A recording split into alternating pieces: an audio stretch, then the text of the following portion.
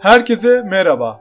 Bu videoda evde kısa zamanda kolayca yapabileceğiniz Rus salatasının tarifini paylaşacağım. Öncelikle Rus salatasını yapmak için ihtiyacımız olan malzemeler 3 tane haşlanmış havuç, 3 tane haşlanmış patates, 8-9 tane salatalık turşusu, 1 kase konserve bezelye ve 250 gram mayonez. Salatalık turşusu, havuç ve patatesleri keskin bir bıçak yardımıyla sırasıyla küçük küçük kesiyor ve kabın içerisine döküyoruz.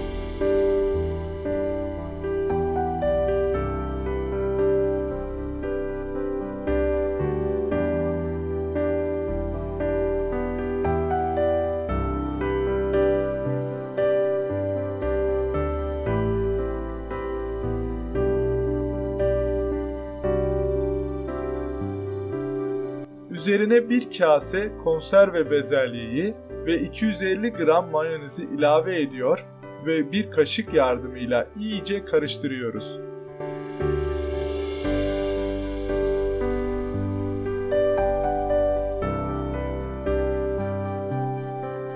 Böylece Rus salatamız bitmiş oluyor. Son olarak Rus salatamızı güzel bir kabın içerisine koyuyor ve üzerine istediğimiz şekilde süsleyerek servise hazır hale getiriyoruz.